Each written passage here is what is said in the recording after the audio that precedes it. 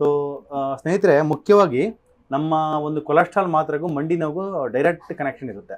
ಯಾಕಂದರೆ starting group of ಡ್ರಗ್ಸಲ್ಲಿ ಎಷ್ಟೊಂದು side effect ಇದೆ. ಅದರಲ್ಲಿ one of the common side effect ಬಂದು ಮಂಡಿ ನೋವು, ಜಾಯಿಂಟ್ ಪೇನ್ಸ್, ಮಸಲ್ ಏಕ್ಸ್, ಆಮ್ನಿಷಿಯಾ ಅಂದರೆ ಪದೇ ಪದೇ ಮರಿತಕ್ಕಂಥದ್ದು, ಮತ್ತೆ ಹಂಗೆ ನ್ಯೂರೋ ಡಿಜೆನರೇಟಿವ್ ಕಂಡೀಷನ್ಸ್ ಕೂಡ ಲಾಂಗ್ ಟರ್ಮ್ ತಗೊಳ್ಳುವಾಗ ಬರುತ್ತೆ ಅದು. ಸೊ ನಾವೇನು ಮಾಡಬೇಕು ಅಂದರೆ ಕೊಲೆಸ್ಟ್ರಾಲ್ ಮಾತ್ರ ಸಡನ್ ಆಗಿ ಬಿಟ್ಬಿಡಬಾರ್ದು. ಕೊಲೆಸ್ಟ್ರಾಲ್ ಮಾತ್ರ ಸಡನ್ ಆಗಿ ಬಿಟ್ಟರೆ ಕೊಲೆಸ್ಟ್ರಾಲ್ ಸ್ಪೈಕ್ ಆಗುತ್ತೆ. ನೀಟಾಗಿ ಡಯಟ್ ಮಾಡಬೇಕು. ನಮ್ಮ ದೇಹದಲ್ಲಿ ಕೊಲೆಸ್ಟ್ರಾಲ್ನ ಜಾಸ್ತಿ ಮಾಡ್ತಕ್ಕಂಥ ಫುಡ್ಸ್ನ ನಾವು ಅವಾಯ್ಡ್ ಮಾಡ್ಕೋಬೇಕು. ಅವಾಯ್ಡ್ ಮಾಡ್ಕೊಂಡು ಆದಮೇಲೆ ಅವಾಗ ನಾವು ಕೊಲೆಸ್ಟ್ರಾಲ್ ಮಾತ್ರ ಬಿಡಬೇಕು. ಸೊ ಈ ಥರ ಮಾಡಿದರೆ ಮಾತ್ರ ಕೊಲೆಸ್ಟ್ರಾಲ್ ನ್ಯಾಚುರಲಿ ಡೌನ್ ಆಗುತ್ತೆ. ಸೊ ಕೊಲೆಸ್ಟ್ರಾಲ್ ಜಾಸ್ತಿ ಆಗ್ತಕ್ಕಂಥ ಫುಡ್ಸ್ ಯಾವ್ದು ಅಂತಂದರೆ, ನಾವು ಸೋಕಾಲ್ಡ್ ಈ ಏನು ರಿಫೈಂಡ್ ಆಯಿಲ್ ಅಂತೀವಲ್ಲ ಅದು. ನೀವು ರಿಫೈಂಡ್ ಆಯಿಲ್ ಬಿಟ್ಟಿದ್ರಿ ಇವಾಗ?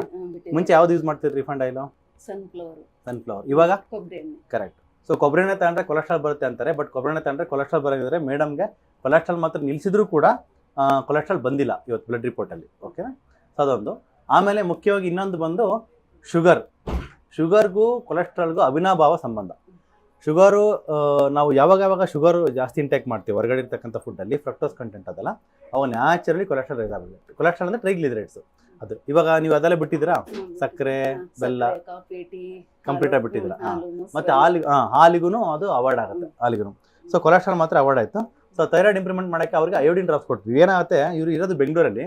ನಾವು ಬೋರ್ವೆಲ್ ವಾಟರ್ ಯೂಸ್ ಮಾಡಿದ್ರೆ, ಡೀಪ್ ಹೋಗೋದ್ರೆ ಅಲ್ಲಿ ಬೋರ್ವೆಲ್ ವಾಟರ್ದು ಬಂದು ಫ್ಲೋರೈಡ್ ಕಂಟೆಂಟ್ ಜಾಸ್ತಿ ಇರುತ್ತೆ. ಅಥವಾ ಕಾವೇರಿ ವಾಟರ್ ಯೂಸ್ ಮಾಡಿದ್ರೆ ಅದರಲ್ಲಿ ಕ್ಲೋರಿನ್ ಯೂಸ್ ಮಾಡಿರ್ತಾರೆ ಇದು ಪ್ಯೂರಿಫಿಕೇಶನ್ ಮೆಥಡಲ್ಲಿ. ಅದನ್ನು ಕೂಡ ಯೂಸ್ ಆಗುತ್ತೆ. ಅದನ್ನು ಕೂಡ ಕ್ಲೋರಿನ್ ಕಂಟೆಂಟ್ ಜಾಸ್ತಿ ಇರುತ್ತೆ.